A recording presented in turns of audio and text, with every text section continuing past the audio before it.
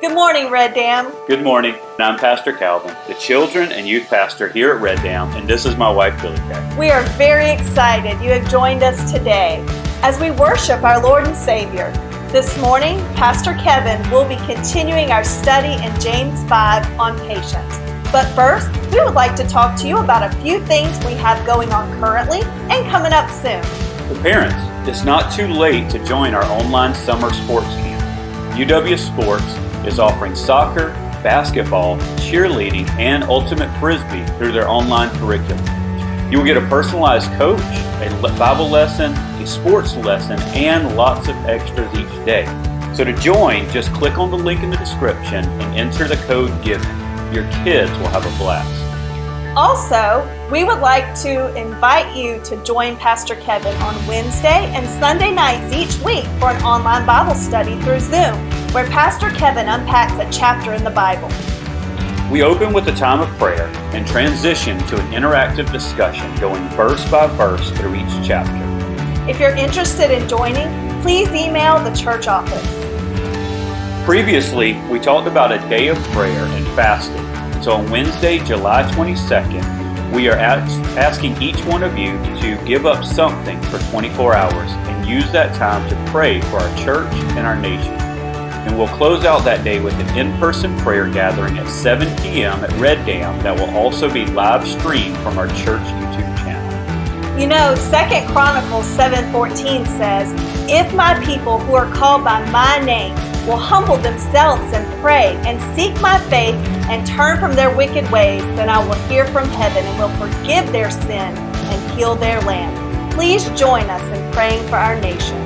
Finally, we would like to remind you that even if you're not with us in person, you can still take part in giving to the church. When we are faithful in giving to God and sacrificial with our giving, we can really see God move. You really can't outgive God. We have a few ways in which you can give.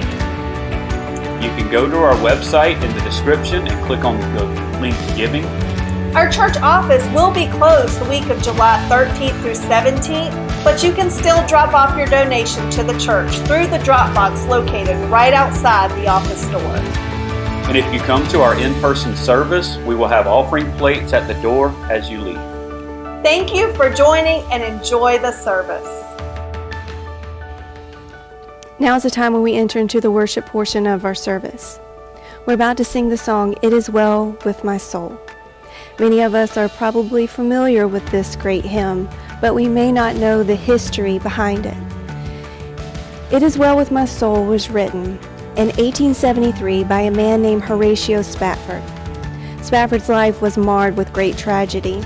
He lost a 4-year-old little boy due to scarlet fever and faced financial ruin due to the Chicago Fire, the Great Chicago Fire of 1871. Deciding that his family needed a little getaway, he decided to plan a trip to Europe with his wife and 4 little girls. But due to a last-minute business venture, he was not able to go with them and decided to send them on and that he would catch up with them later. Unfortunately, 9 days later, he received a telegram from his wife saying, "Alone saved." He found out that the ship carrying his wife and 4 little girls had crashed into another vessel and that his 4 little girls had died. When he went to go and meet his grief-stricken wife, the captain of his ship called him up onto the bridge to let him know that they were passing over the very waters where the ship sank and his 4 little girls drowned. Spafford went back to his cabin and penned the lyrics of this famous song. Even though he faced great tragedy, great loss, he still held tight his faith in his God. He knew that God was faithful. He keeps his promises, and he's a good, loving God. How many of us can say that in great tragedy, or even in our discomfort? God, you're good. You're faithful. I pray this morning that as you sing this song, that you pay close attention to the lyrics.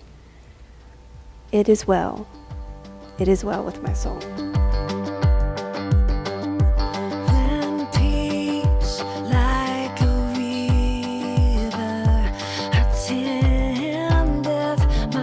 Way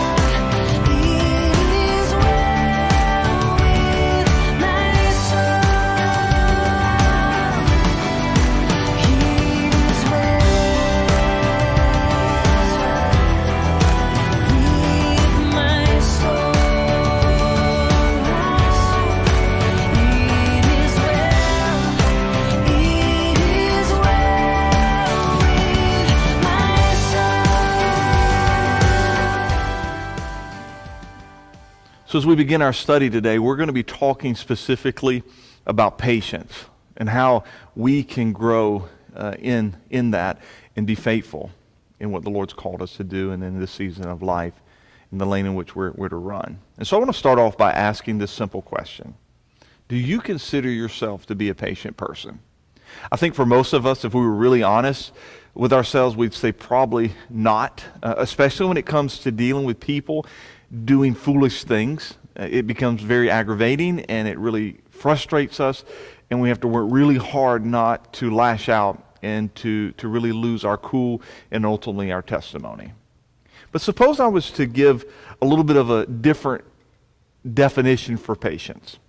Instead of just maintaining your composure, what if we describe patience in such a way as one who stays put and stands fast even when they would like to run away? In essence, enduring, long-suffering, yet trying to maintain the right attitude. An example would be like the wife who is literally at her wit's end with her husband, and everything in her is saying, I want to run, but she is there, she is legit, she's standing fast, she's dying to herself, and she's enduring that marriage because she wants to do it in honor of the Lord. In essence, she's loving her husband, or ultimately loving God by loving her husband and standing fast. Or maybe the person who has a friend that they have befriended and they're trying to be a source of encouragement, they're pouring their life out into them, but this particular friend is just overcome with bitterness and just a critical spirit. Every time they get around them, they literally just suck the life out of them. But they realize that they're their only source of encouragement, so they're staying true to that friendship even though they're really in their flesh wanting to be done with it.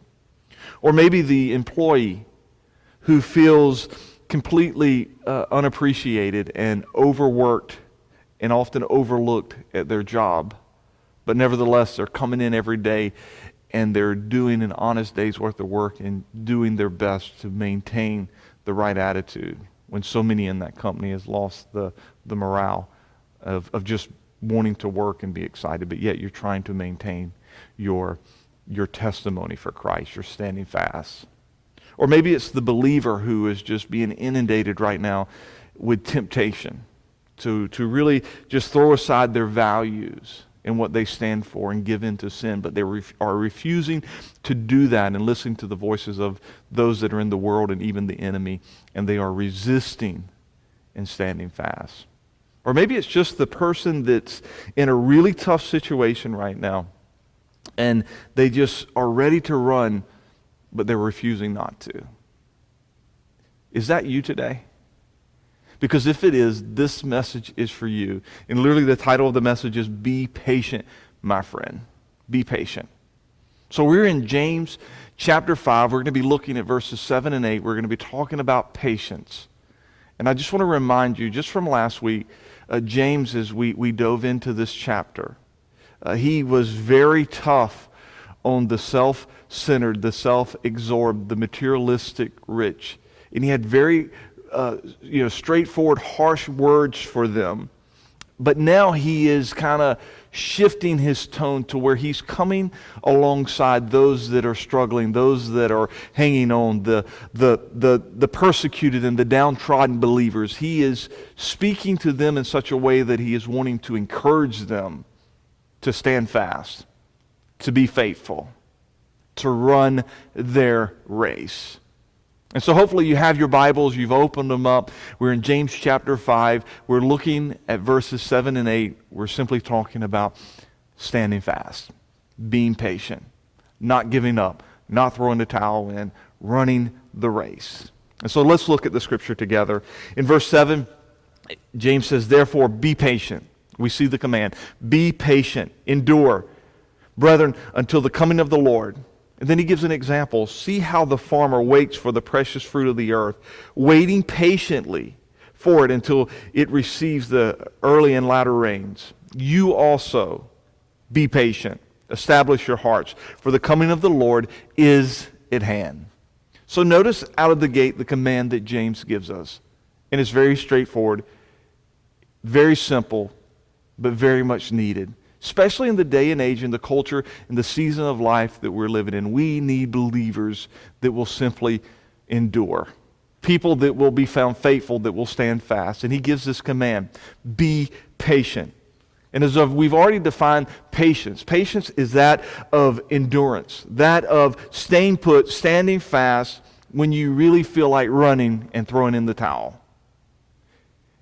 And doing your best to maintain the right attitude and demeanor of the joy of the Lord resting on our lives in spite of our circumstances. Matter of fact, this really falls right in line with how James opened this very epistle. Do you remember? He says, count it all joy when you fall into various trials, ultimately knowing that God's going to use these trials to grow you, for the kingdom of God to go forth in you and through you. So count it all joy. Allow the joy of the Lord to come into your life. And we're going to see how we're to do that. But he's challenging his readers again to be found faithful. Allow the joy of the Lord to be present in your life. Be an overcomer, because we are that in Christ and in our relationship with him. So he's telling the believers in this passage that our attitude in our present current situations are so important, because our attitudes and how we are responding in our trials right now here on earth in the season of life that we're going through, that is our preparation and being prepared for the return of the Lord.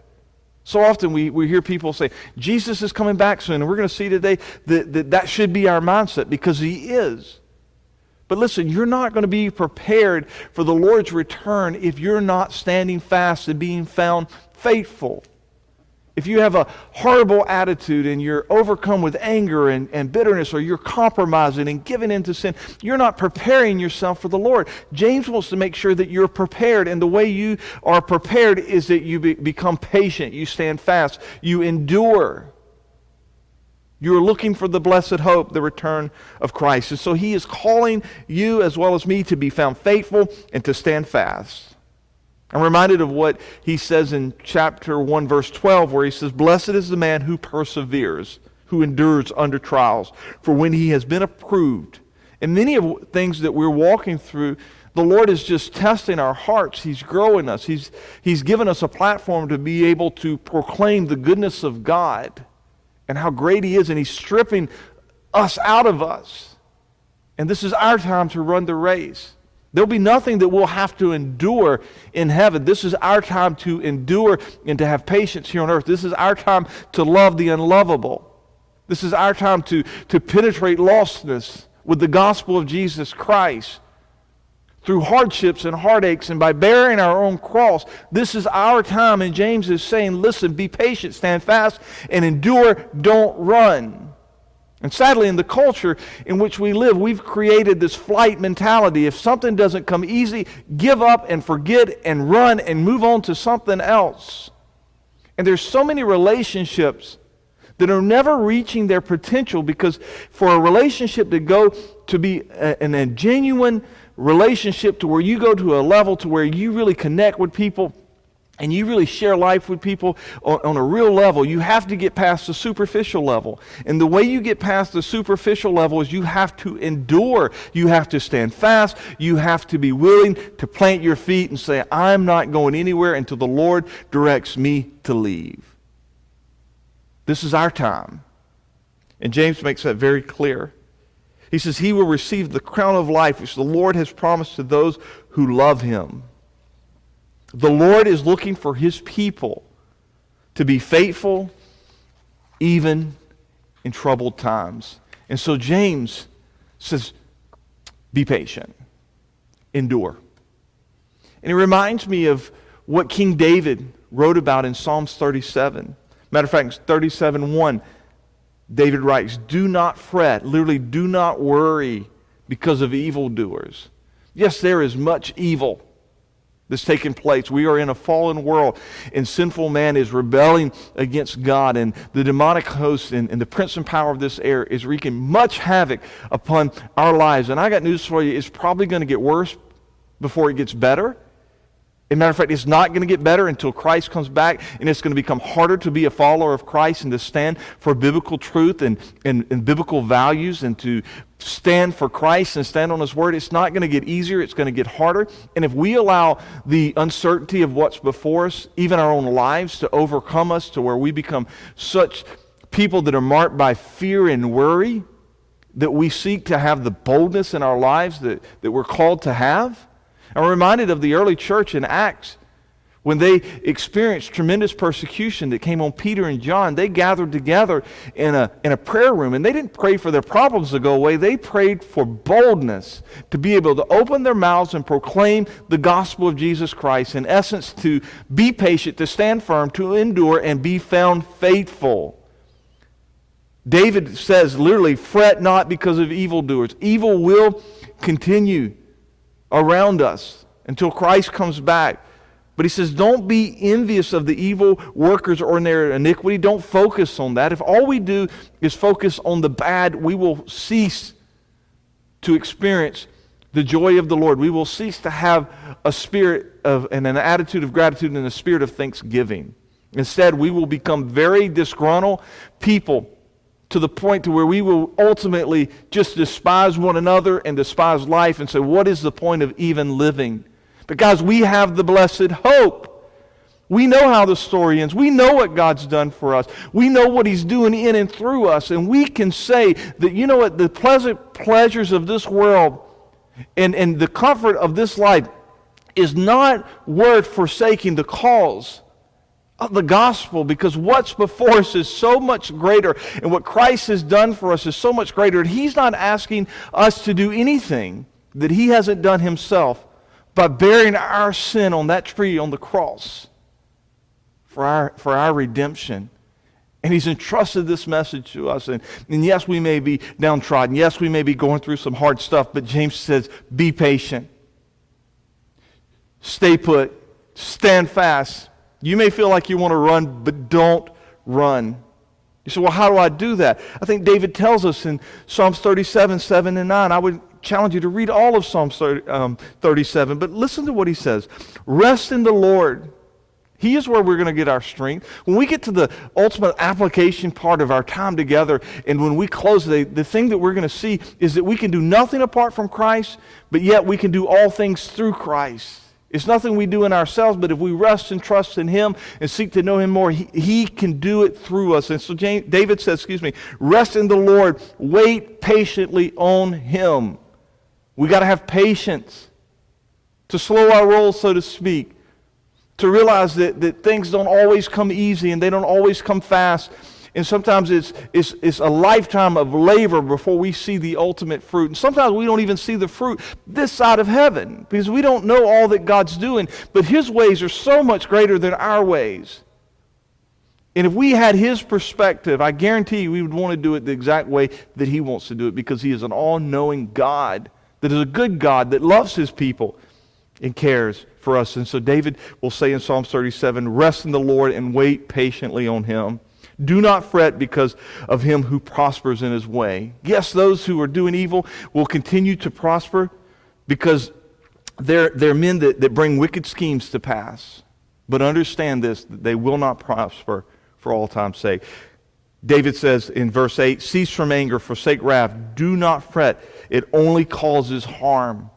When we allow the evil of this world to overcome us, we are marked by worry and fear and anger. And David says, don't do it because it only brings harm in our lives. I remind you of what James said in chapter 1 in our study as we were walking through this epistle in James. He says, listen, he says, the wrath of man, the anger of man does not produce the righteousness of God.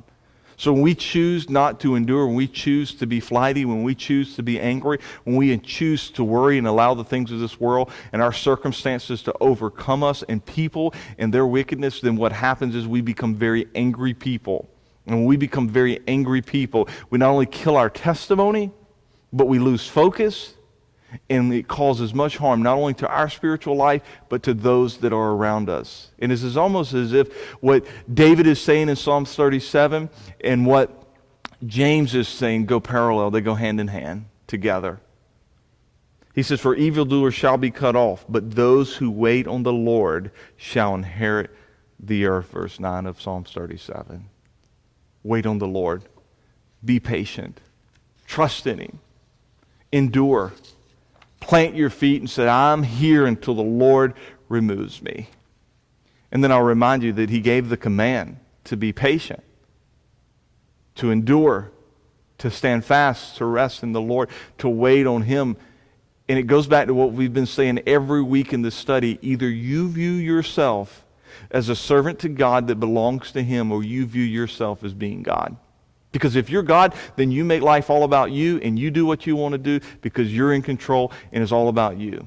But if you've come to the place like I have and so many that are watching and engaging in this worship this morning at this time, if you've come to the place where you realize that you don't have all the answers and you're certainly not God, and that you're broken and literally destitute apart from God and His precious grace and His precious love, then you've been willing to give your life to Jesus in return for His life for you, then you see yourself as a servant belonging to Him. And if you see yourself as a servant, then God is commanding us to be patient. And that means that even though we may not be in a favorable situation in whatever circumstance we're walking through, nevertheless, this is where the Lord has us, and we have to be found faithful. So we're going to slow our roll.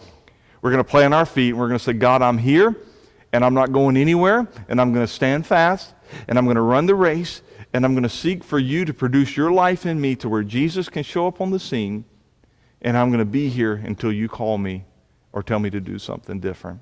James says, be faithful. But then he reminds us of why to be faithful. He says, until the coming of the Lord. In essence, remember the Lord's promise. He's coming back. He's coming back. The early believers believed that Christ could come back at any moment. And that was the source of not only their joy, but their encouragement to endure trials. Let me say that again. The early believers believed that Christ could come back at any moment. And that was the source of their joy and also their encouragement to endure the trials in which they were under. I'll remind you of what Jesus said to His disciples as He was headed to the cross in John 14, 1 and 3, and we all know this. He says, let not your heart be troubled. Once again, don't fret, don't worry. Don't let the trials and the troubles and even wicked men overcome you. He says, you believe in God, believe also in me. Believe my words. He says, in my Father's house are many mansions, many dwelling places. And if it were not so, I would have told you. He said, but I go to prepare a place for you. He said, I go to prepare a place for you, and if I go to prepare a place for you, that I will come again and receive you to myself, that where I am, you may be also. He told His disciples, I'm coming back. And I'm coming back for you, that you may be with me for all time's sake. We're talking about that eternal destination of being with God for all time's sake. And to be honest with you, none of us can fully wrap our minds around what that all entails and what's before us, but we know this.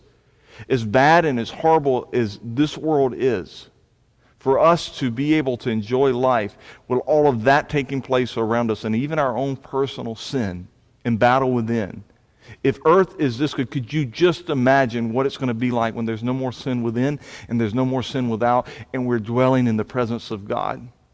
It's unfathomable. It's before us, and that is encouragement. That is the race. And it's as if James is saying, be patient, you endure, you stand fast, you don't run, because remember, the Lord is coming back. And when He comes back, He's coming for you. And He's coming with His reward. What a promise.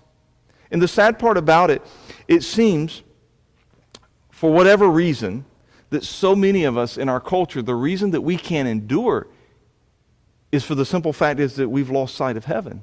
We've lost sight of Christ's return. We've lost sight of the fact that Jesus is coming back.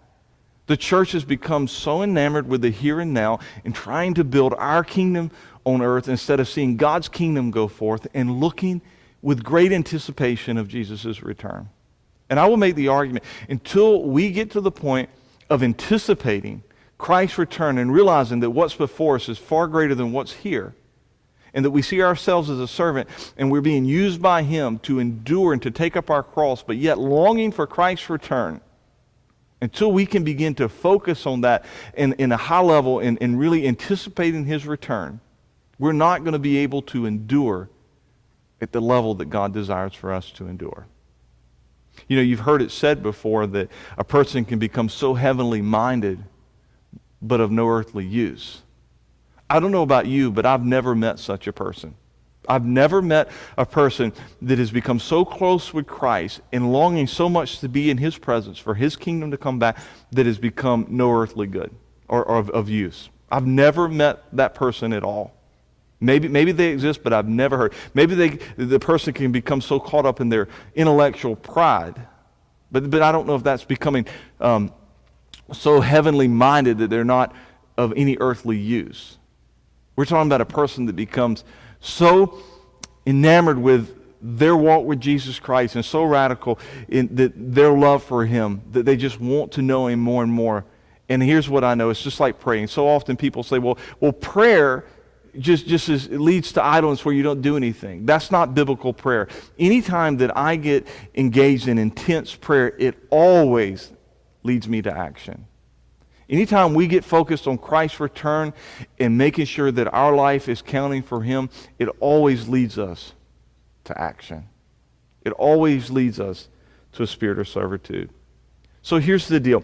Aim at heaven and you will get earth thrown in. Aim at earth and you'll get neither. And James is reminding us of that very thing. He says, be patient. Why? He says, be patient. How long? Until the return of the Lord. And the reality is He's going to say because He's coming back. And then he gives us an example of what patience looks like. He says, see how the farmer waits for the precious fruit of the earth, waiting patiently for it until it receives his early and latter rains. You look at the farmer as an example. The farmer, his whole life is marked by patience, having to wait and endure. He's committed to his task, and yet excited about the harvest to come. He's doing his work. He's laboring. He's having to wait. He's anticipating the harvest. He knows it's coming. And as he's being patient, that doesn't mean he's just sitting by with idle hands. He is engaged in intense labor, but nevertheless, he is doing his part, and he's having to wait on God to do His part and trust in Him. And James says that is a perfect illustration of what our lives should be like. We should be like the farmer. And you think about the farmer. He cultivates the land. He plants the seed. He nurtures the plant. He prunes the plant. And then he harvests the plant. That is what our lives are to be about. We are in a situation where we have to cultivate. We have to plant. We have to nurture. We have to prune. We even have times in which we get to harvest. But in all of that, we have to be patient. It takes time, and we have to endure. If you've ever planted a garden, and you understand what I'm talking about. If you think that you're just going to go till up the ground in one day and plant your seed, and the next day come and reap the harvest from that, you're in for a rude awakening. It takes a lot of work. It takes a lot of endurance. It takes a lot of patience. It takes a lot of waiting. James says our lives should be like that of the farmer. Not that we sit back with idle hands, but we are engaged in constant labor, but we are enduring, and we are staying faithful, and we are standing fast because we know the harvest is going to come. And at the end, we want to be found faithful. We'll do our part, and God is going to do His part. And that's the promise. We do the labor, but yet we can't control the rain. God brings the rain. Some of you, you're in some circumstances where you're laboring and you're cultivating and you're nurturing and you're planting, you're nurturing, maybe even pruning some or even being pruned, but you need God to bring the rain. You need God to do something supernaturally. My friends, if He's planted you there and He's saying stay faithful, He will do His part. He will do His part, but He will do it His way in His timing, and you have to trust and wait on Him. Be found faithful. Be patient. Stand fast. Stay the course. Run the race. And so this brings us to the application part. Not that we haven't dealt with application all the way through the first verse. But notice what he says in verse 8. You also be patient. He repeats himself. Endure. Establish your heart, for the coming of the Lord is at hand. It's near. And so, in essence, what James is saying, he's repeating himself, but he's saying, listen, God has a part to play, you have a part to play. Your part is to be patient, know that He's coming back, and be found faithful doing what you're supposed to do. And so I'll remind you that God's part, God uses circumstances. God uses people to not only set us apart and to see His kingdom go forth in us, but God uses people to help grow us and circumstances to help grow us and to refine us and to strip us out of us. God will bring the early and latter rain, so to speak. God does His part in His timing, His way. But our part is to establish our hearts, to make it a firm commitment that we're going to be here and we're not giving up. You know, one of the commitments that Shannon and I have made in our marriage is that we don't want to talk about divorce, because divorce is not an option. We have established a principle that we are so committed that we're here until death the death separates us, that we refuse to even talk about the fact that there's an escape plan. We're committed to that level. James says, establish your hearts. Make that firm commitment that what you're doing, you're here to stay. You're going to be found faithful. You're going to run the race no matter what. No matter how much you may lose, no matter how much it may cost you, you are here to stay. You're going to establish your heart because you realize that the coming of the Lord is near. And so our part in establishing our heart means that we have to engage in prayer. We have to engage in the Word. We have to engage in Christian service. Because if we just sit back and we say, well, I'm just going to stay here and I'm going to have a bad attitude, but I'm not going anywhere, I'm just going to stay here. We're not really establishing our hearts, and we're not really enduring. We're just kind of existing. James says, no, establish your heart, for the coming of the Lord is near. So that means God's going to do His part. He's going to use circumstances. He's going to use people. He's going to do the supernatural in His timing, His way. God's going to bring about growth in my life. He's going to cultivate, plant, nurture, even sometimes prune, and even bring a time of harvest of precious fruit in my life. But He's also going to do that in such a way that He's going to use me to bring about that in other people's lives. So God's going to do His part. But as far as it depends on me, I've got to do my part, and that means that I need to draw close to the Lord. And when I draw close to the Lord, I'm going to get in His Word. And when I get in His Word, it's not going to be an academic exercise. It's not just going to be a checking off the list. I'm going to seek to meet with my Maker every single day to have my mind and spirit renewed. I'm going to seek Him through prayer, and prayer is not going to just be a listening session for God to hear me just complain about all of my problems. No, I'm going to seek to pray and to hear, and for His kingdom to go forth in me and through me. And then I'm going to ask God to help me learn how to serve and even minister to the unlovable and the ones that I may be struggling with the most. Some of you have deep wounds from people in whom you feel like God is calling you to stand fast. And you've got to be willing to forgive, and you've got to be willing to overcome, and you've got to be willing to minister to those people, because love will cover a multitude of sin. You say, but I can't do that. Exactly. You can't, but God can. And so here's the ultimate application piece. I will remind you of what Jesus said in John 15, when He talked about Him being the vine and us being the branches. He says, apart from me, you can do nothing. If you're going to establish your heart, if you're going to forgive at a high level, if you're going to serve at a high level, if you're going to love the unlovable, if you're going to endure, we have to come to this conclusion. We cannot do it in and of ourselves. It's hopeless if we're going to rely on ourselves to do it.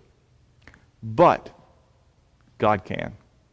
God can do it through us. Matter of fact, I'll remind you that in the Galatians, when Paul talks about the fruit of the Spirit, one of the manifestations of the fruit that God produces in our lives is that of endurance and patience, that of love, that of a gentle spirit. That's His life being produced in us. And so in one sense, Christ says, you can't do nothing apart from me. But then when you look over to Philippians 4:13, Paul says, I can do all things through Christ who strengthens me. So in another sense, we can do it all. We can be overcomers, but it's not going to be us that's doing it. It's going to be Christ that's doing it in and through us. How do we do that? We establish our hearts. How do we establish our hearts? We draw close to God. We renew our mind and we renew our spirit. We seek His face. We get in His Word, we get in prayer, we take up our cross, and we put ourselves on the altar, so to speak, and we say, Lord, do your work in me. I can't stay. I can't endure. I can't forgive. I can't love. I can't do these things in and of myself. I can't resist this temptation at the level in which it's coming. I can't do it. God, I need you. And as we do that, remember that He's there with us, and He will enable us and empower us. And what should lead us to that place of urgency of knowing that we need to establish our hearts and stand firm and to run the race is the fact that He's coming back and that His return is near. Listen, if you can't see the signs of the time, if you can't see the fact that things are getting increasingly worse instead of better, if you can't see that literally what's taking place in the 21st century and opening the good book and what prophecy is spoke about, if you can't see the fact that Jesus Christ is coming back and that His return is near, then you're not wanting to see. The early church believed that at any moment, any time, Christ could come back. And friends, if they believed that over 2,000 years ago, how much more should we believe that His return is imminent? Be found faithful. Endure. But realize you can't do it in and of yourself. But you can do all things through Christ who strengthens you, and allow Jesus to produce His life in you. Hope this service is a message, is an encouragement to you. And may you stand fast and be patient and run the race. And may I remind you, the Lord's return is near.